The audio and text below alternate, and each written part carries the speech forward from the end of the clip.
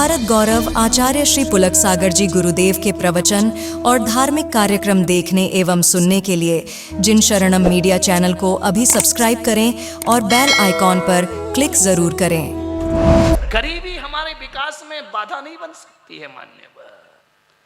आज हम लोग संत भी हैं तो हम कौन से बड़े अमीर घर के हैं, हम लोग भी गरीबों के घर से आए हैं मान्यवर। सोचिए, ये मत सोचिए कि पुलक सागर किसी राजा का बेटा था, पुलक सागर कोई बहुत करोड़पतियों का बच्चा था, बहुत साधन थे, कुछ नहीं था मेरे भाई, ध्यान रखना। लेकिन आज यदि मैं इस ऊंचाई तक पहुंचा हूं, हकीकत में कहता हूं अपनी लगन और अपने टैलेंट की वजह से मैं आपके बीच में बोल रहा हूं मान्यवर। मैंने कभी नहीं सोचा कि गरीबी मेरी बाधा बनेगी, अमीरी से ही जीवन अमीर होता है, ये सोच निकाल दो बच्चों की।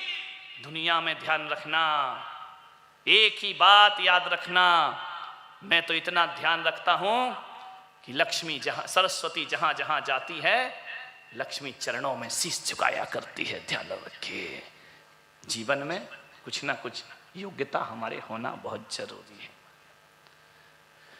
डॉक्टर रघुवंश राय सहाय क्या था, दोनों हाथ नहीं थे उनके, इतने बड़े लेखक बन गए। सोचना है, आज जहां हम बोल रहे हैं, प्रवचन कर रहे हैं, जो बिजली दिख रही है, अल्वा एडिसन को जानते हो, थॉमस अल्वा एडिसन, 16 साल जिसने मेहनत की है इस बिजली को बनाने में। ध्यान रखिए, उसके दिमाग में आया कि जो दिया जल रहा है, ये रोशनी यदि किसी कांच में बंद कर दी जाए तो शायद बहुत भला होगा इस देश का। 16 साल मेहनत की, 15 साल उसकी पत्नी खींच गई उससे कि पागल हो गया तू, न खाने की सुध न पीने की सुध, दीवानों की तरह लगा हुआ है। उसने नहीं सोचा कि बहुत पैसे वाली नौकरी मिल जाए, उसने नहीं सोचा कि कलेक्टर बन जाऊं, कमिश्नर, वो भी सोच सकता था, वो भी बच्चा था कि मैं कमिश्नर बनूं, कलेक्टर बनूं। उसने नहीं सोचा कि मैं राष्ट्रपति बन जाऊं। उसने कहा नहीं, कुछ करना चाहिए जीवन में। और उस आदमी ने 16 साल में 10,000 बार असफल हुआ है वो आदमी। ध्यान रखना, एक बार नहीं, 2 बार नहीं, लगा रहा। पत्नी खींच गई ऐसे पति से जिसे दाम्पत्य सुखी प्राप्त नहीं हुआ। उसने कहा तू शांत रह, मुझे अपना काम करने दे। 16वें साल में उस व्यक्ति ने इस बिजली को, इस ऊर्जा को एक कांच के लट्टू में, कांच के बल्ब में पैक करके दे दिया। आज सारा हिंदुस्तान उसकी रोशनी में नहा रहा है मेरे भाई। सारे हिंदुस्तान के लोग उस लाइट का उपयोग कर, ये वो लोग हैं जो जीवन में कुछ कर, इनने पैसा नहीं कमाया, इनने रुपया नहीं कमाया, ये नहीं भागे कुछ बनने के लिए, इन्होंने कुछ करने की होड़ अपने जीवन में पैदा कर ली। आप भी बहुत कुछ कर सकते हैं, आपके बच्चे भी बहुत कुछ कर सकते हैं मान्यवर।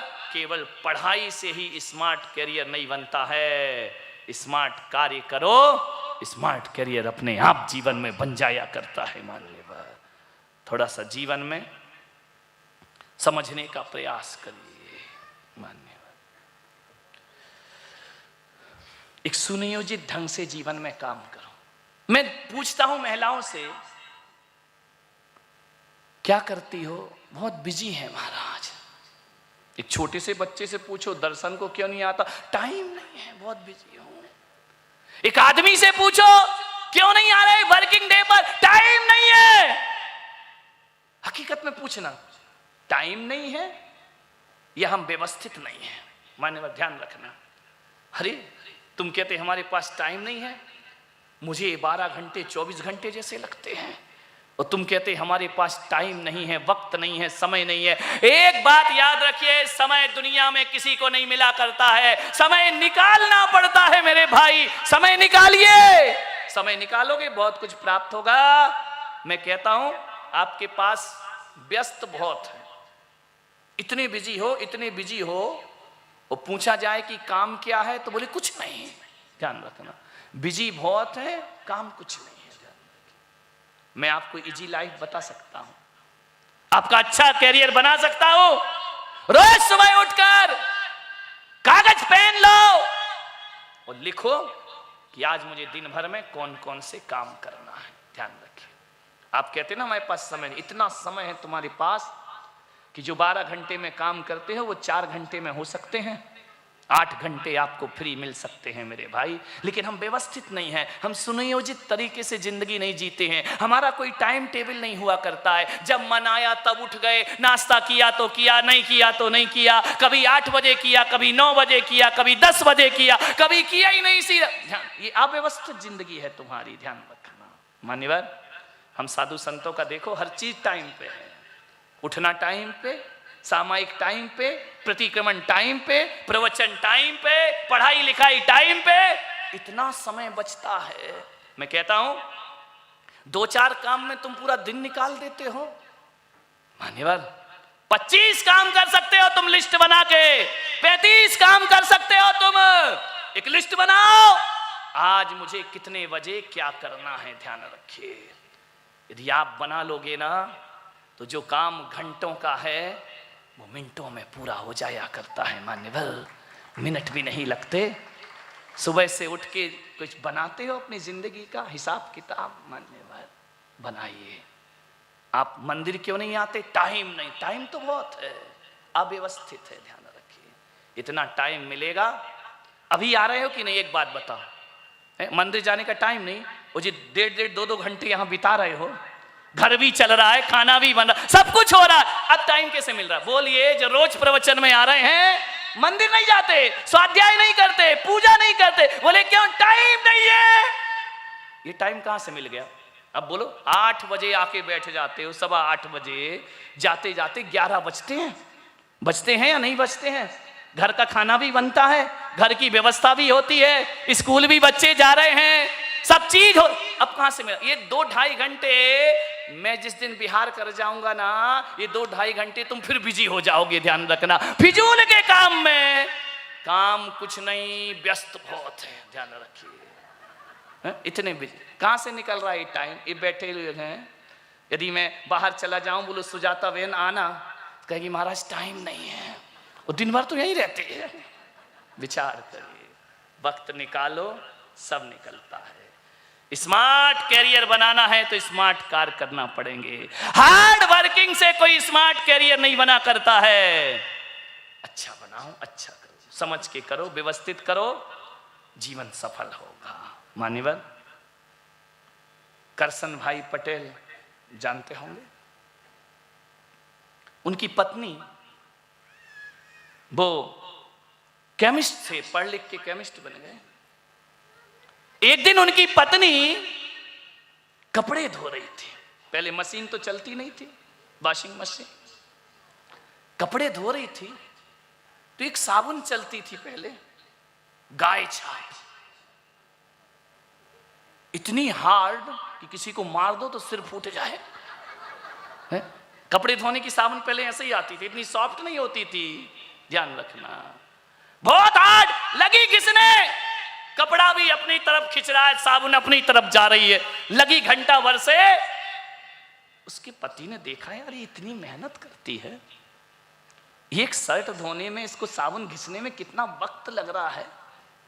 ना जाने उसके पति को क्या सूझा, उसने कहा कुछ करना चाहिए। क्या करना चाहिए? कौन बोला? साथ में कपड़े धुलवाना चाहिए। महिलाएं बहुत होशियार हैं, बातें मत करो, बोले आके धुलवाओ, पता पड़ जाएगा। विचार करिए, बोले कुछ करना चाहिए, कुछ करना चाहिए। इतनी हार्ड साबुन, उसके दिमाग में आया, यार इसका पाउडर बन सकता है क्या, ताकि मेरी पत्नी को मेहनत भी ना करना पड़े, कपड़े भी साफ हो जाए, ध्यान रखना कीमत भी कम हो। बैठा बैठा सोच रहा था, अपने भीतर की टैलेंट को जागृत कर रहा था, और उस आदमी ने मेहनत करके साबुन का पाउडर बना दिया, ध्यान रखना। और पाउडर बनाने के बाद उसकी एक बेटी थी, बड़ी प्यारी सी बेटी, उसने उसका नाम रख दिया पाउडर का निरमा, ध्यान रखना। सोचिए, पत्नी से प्रेरणा लेकर उन्हें प्रस्तुत किया, दूध सी सफेदी, बोलो निरमा से आए हैं, सबकी पसंद। उस दिन से मोटी साबुन चली गई, ध्यान रखना। मान्य बात, सोचना है, ये कैरियर ऐसे बना करते हैं जीवन के। उसने सर्विस छोड़ दी, जॉब छोड़ दिया और निरमा का मालिक बना। और निरमा ऐसा चला, आज भी गांव में जाओ तो कोई वॉशिंग पाउडर नहीं बोलता, बोले बोला निरमा देना, पता चले वो सर्फ दे रहा हो। सर्फ भी देगा तो निरमा ही कहलाएगा। ध्यान रखना, सोचना है आपको।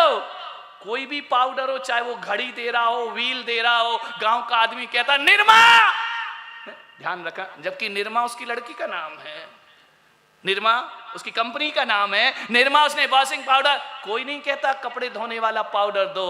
मान्यवर ध्यान रखिए, सोचिए, आप विचार करिए, उसका नाम उसकी पहचान बन गई। ध्यान रखना है मान्यवर, ये साधारण लोग ही तो सब काम करते अपने जीवन में। सोचना है आपको। एक महिला पढ़ी लिखी नहीं थी, 19 साल की हुई, उसकी मां की मौत हो गई, लड़की। 2 साल बाद पिता चल बसे। जवान लड़की 21 साल की हो गई, मां भी गई, पिता भी गए। चाचा चाची ने शादी कर दी, शादी हो गई। बाहरी बदकिस्मती, वो लड़की शादी तो हो गई, साल भर बाद विधवा हो गई। उसके पति का एक्सीडेंट हुआ, मौत हो गई उसकी, विधवा हो गई। वो पढ़ी लिखी नहीं थी, लेकिन विवाह कर दिया कि चलो अच्छे घर में कर दिया, बड़े घर में कर दिया, विधवा हो गई 1 साल में। परेशान हो गई वो। मालूम है उसने क्या किया? किसी से सहारा नहीं मांगा, किसी के सामने हाथ नहीं फैलाया। उसने कहा मैं अपना करियर खुद बनाऊंगी। उससे कहा कि तुझे आता क्या है? कुछ तो आता होगा मुझे। एक स्कूल में पियून की नौकरी मिल गई उसको, कम पढ़ी लिखी थी। पानी पिलाती दिन भर बच्चों को। आजकल तो फ्रिज लगा हुआ है, पहले नहीं होता था, गिलास से पिलाना पड़ता था। पानी पिलाती, छुट्टी होती बच्चों की, दरवाजे के बाहर बैठ जाती क्लासरूम में, 10th की क्लास के सामने बैठी, पानी भी पिलाती और पढ़ाई भी करती। ध्यान रखना, पढ़ती लिखती। मालूम है आपको, उसने 10th पास की। क्लासरूम के बच्चे फेल हो गए, लेकिन वो फेल नहीं हुई। लगन थी कि मुझे कुछ करना है, रुचि पैदा की उसने, पढ़ाई में उसकी रुचि जग गई। उसने 12th पास किया उसी स्कूल से। धीरे धीरे वो उसने जो उसके पियून की नौकरी थी, कॉलेज में ट्रांसफर कर, पानी पिलाने का काम कर रही है। ध्यान रखना, वहां जाकर के उसने बीए किया। ध्यान रखना, बस मेहनत कर करके बीए करके उसने अपने जीवन में, मालूम है विश्वास नहीं होगा, पीएचडी कर ली।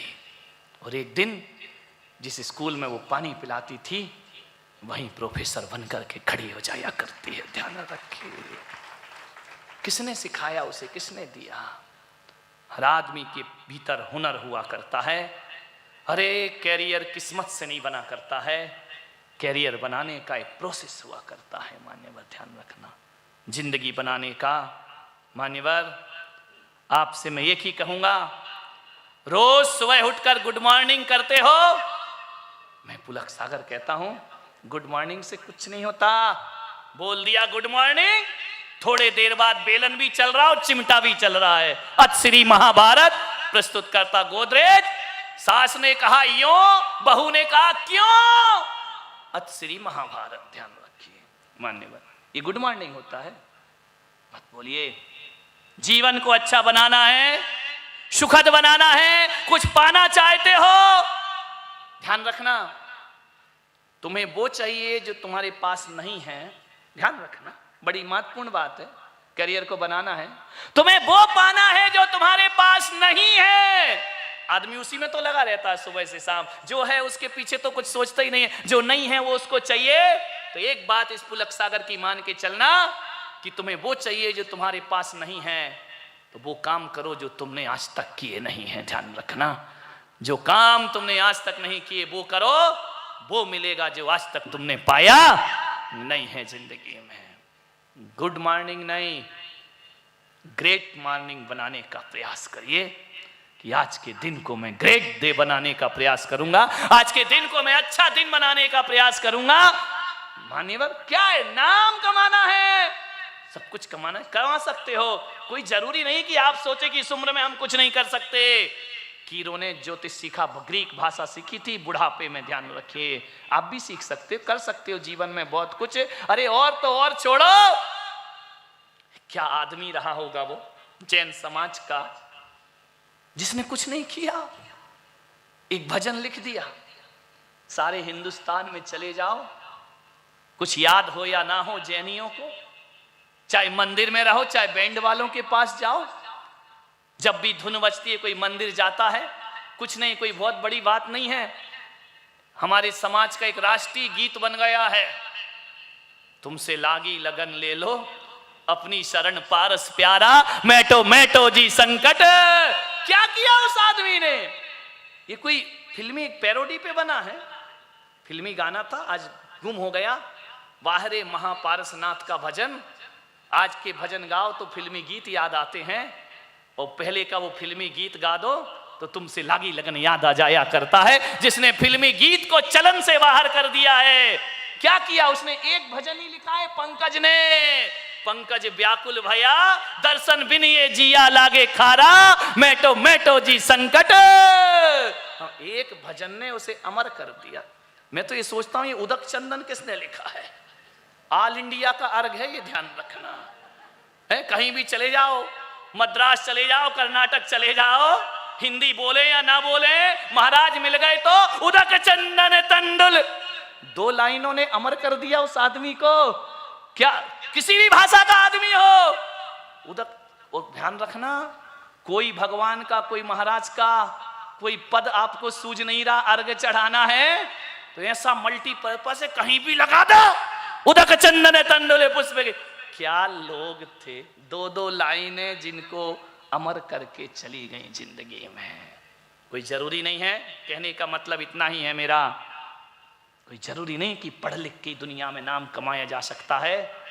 मीराबाई जिन्हें साइन करना नहीं आते थे, कबीर इन्हें तो हस्ताक्षर करना भी नहीं आते थे, सूरदास जिसने कृष्ण को देखा ही नहीं था, जन्मांध थे, जन्म से अंधे।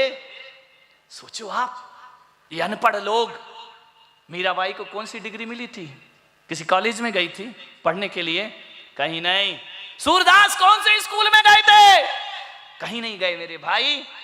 लेकिन इन लोगों ने वो किया, इन अनपढ़ों पे जिन्हें हस्ताक्षर करना नहीं आते थे, सिग्नेचर करना नहीं आते थे, साइन करना नहीं आते थे। आज आप देखिए इन अनपढ़ों पर पढ़े लिखे पीएचडी कर रहे हैं। सोचिए, आप विचार करिए, अनपढ़ों पर पीएचडी हो रही है, उन पर लोग रिसर्च कर रहे हैं, शोध ग्रंथ लिख रहे हैं, इन लोगों पर जिनके पास कुछ नहीं था। ध्यान रखिए, दोहे लिखते गए कबीर दास। कौन से मजहब का और किस धर्म का आदमी है जिसको कबीर के दोहे नहीं आते हो मेरे भाई? ये अनपढ़ लोग आजकल हमारे स्कूलों में, किताबों में अपना हक जमाए बैठे हुए हैं, ध्यान रखना। और ये पढ़े लिखे नोट कमा के चले जाते हैं, कहां गए कहां आए, गुमनाम पैदा हुए, गुमनाम जिए और गुमनाम दुनिया से विदा हो गए। कुछ काम करके जाना दुनिया में आने वाले, कुछ काम करके जाना दुनिया में आने वाले, जाते हैं रोज लाखों बेकार खाने वाले। ध्यान रखिए, कैसा कैरियर बनाए हैं? स्मार्ट कैरियर बनाना है। हर व्यक्ति के अंदर 2 काम होते हैं, एक हार्ड वर्क होता है, एक स्मार्ट वर्क होता है। सफलताओं के लिए हार्ड वर्क में जिंदगी ना गमाओ,